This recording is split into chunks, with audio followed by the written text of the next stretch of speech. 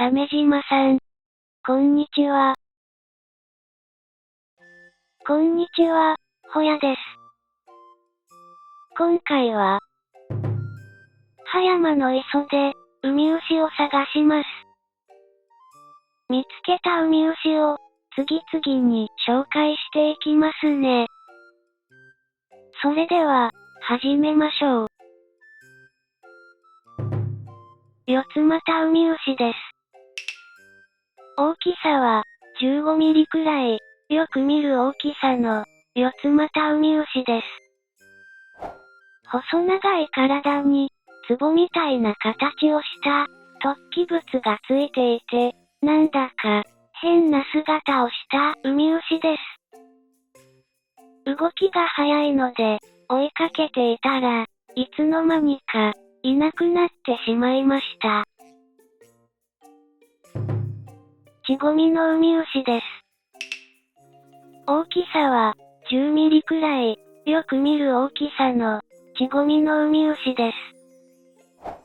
真っ白な姿をしていますが、チゴミのウミウシの、ミノの部分は、食べたものの影響を受けるので、黄色やピンク色になっているやつも、よく見かけます。ピンク色になっているやつは、何を食べたんやろか、と、思って調べてみると、他の種類の、ウミウシの卵を食べるようです。卵は消化に良いので、卵ばかり食べた結果、消化器官が退化して、肛門がなくなってしまったという、なんだか、罪深いエピソードも見つけましたが、本当なんやろか。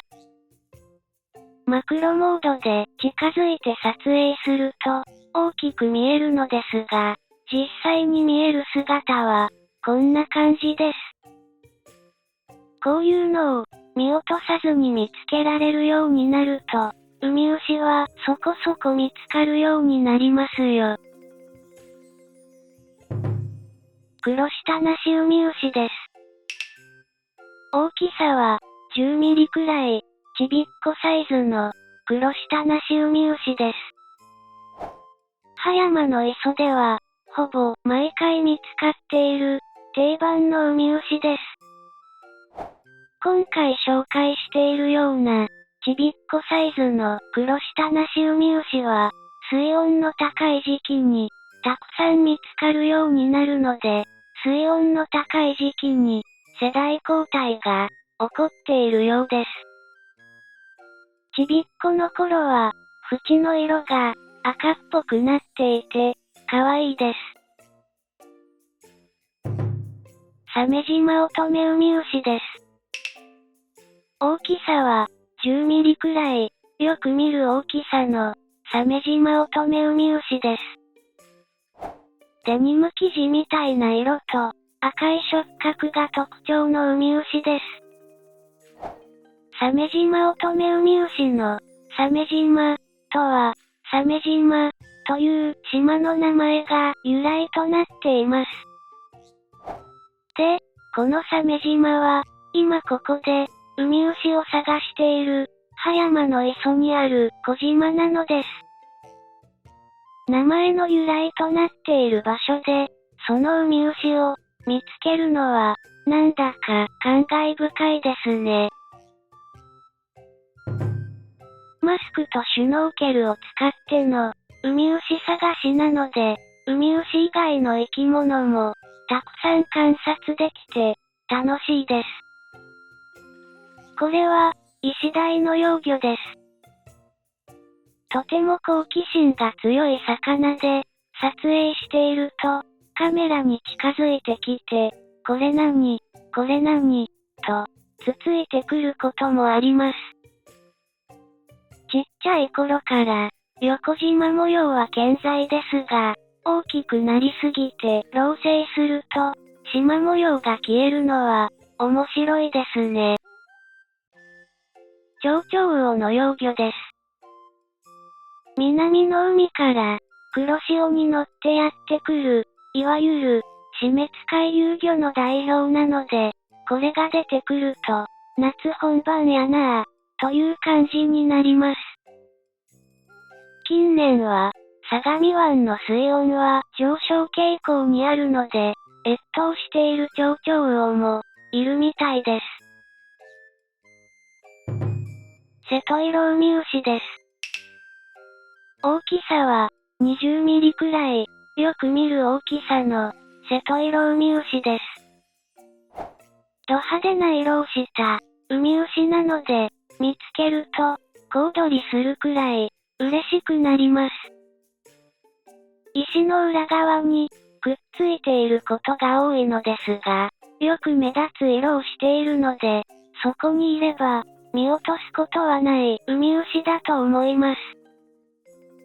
赤い縁取りに、紫色の斑点が、綺麗に並ぶ模様って、一体どのような進化をたどって、こんなに派手な模様に、たどり着いたんやろな。シーズンに一度、見つかるかどうかくらいのレアさで、今回見つけたのは、2シーズンぶりです。オカダウミウシです。大きさは、3ミリくらい、よく見る大きさの、オカダウミウシです。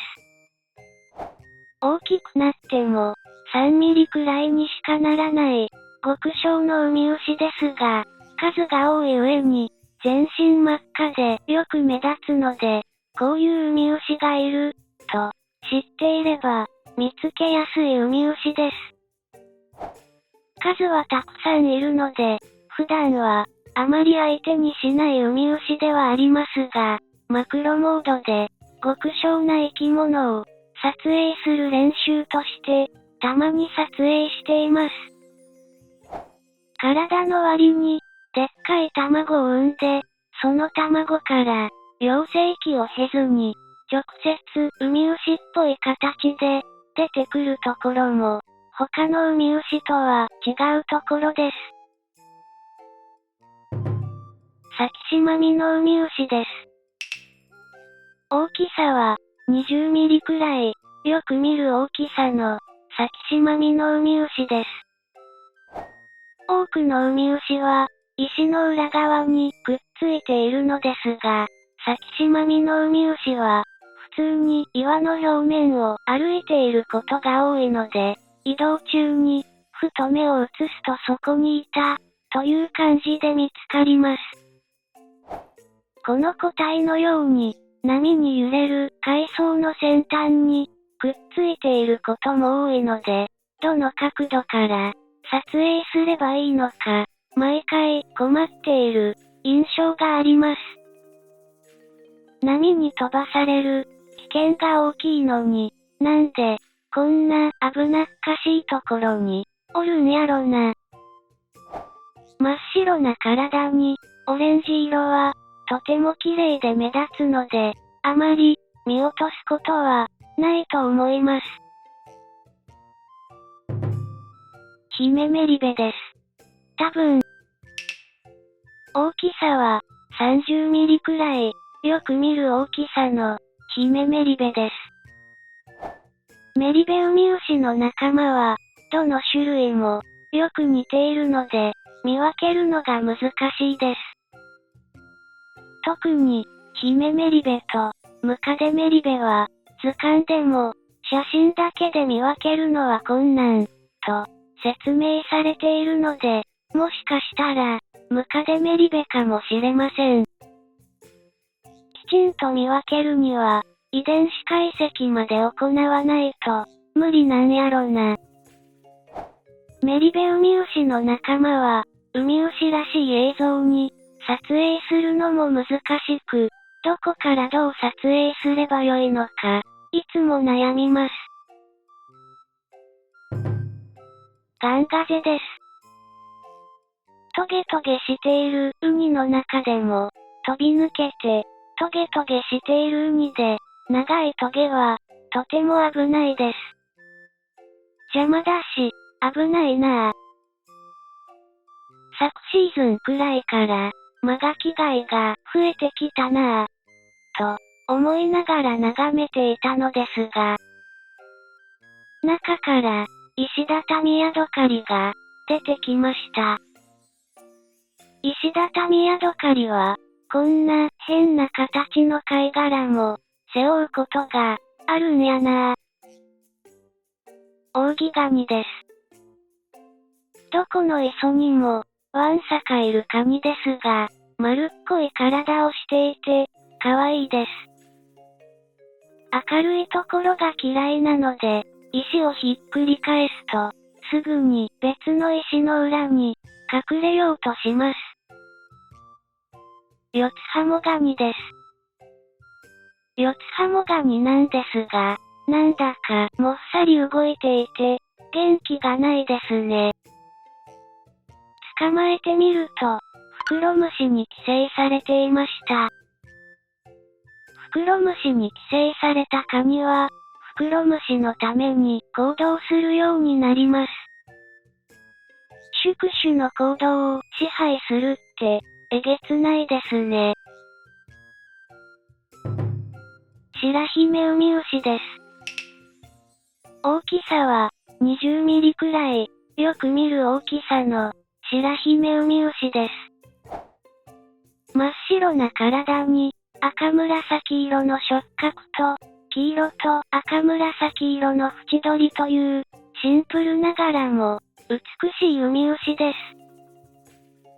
白い体がもちもち感のある綺麗な白なところもなんとなく気品を感じます。南の海のウミウシなのかなと思いましたが、調べてみると温帯域の海に普通に分布しているようです。普通にと言われるほど見つかっている気はしませんが、他の海や他の人はよく見つけてるんやろか。白線ミノウミウシです。大きさは10ミリくらい、よく見る大きさの白線ミノウミウシです。複数の個体が一つの石にくっついていることも多いので、一匹見つけて目が慣れると、次々にたくさん見つかる、といった傾向があります。水温の上昇とともに、数が増えてくるウミウシで、この日だけでも20個体以上見つけています。磯遊びでも比較的浅い場所に集中して見られます。ツノバネミノウミウシです。大きさは10ミリくらい、よく見る大きさのツノバネミノウミウシです。毎年1回は見つけるウミウシで、短い期間にぶわっと数を増やしてすぐにいなくなるといった印象があるウミウシです。どこから来てどこに行ってしまうんやろな。白線ミノウミウシがたくさん見つかったのと同じ場所で、ツノバネミノウミウシもたくさん見つかりました。観察を続けていたところ、移動してきたヒザラガイに踏みつぶされそうになる様子が見られました。危ないなぁ。気をつけてほしいものです。今回はこのくらいにしておきましょう。今回見つけたウミウシは11種類でした。最後までご視聴ありがとうございました。高評価とチャンネル登録をよろしくお願いします。それではまたどこかの海でお会いしましょう。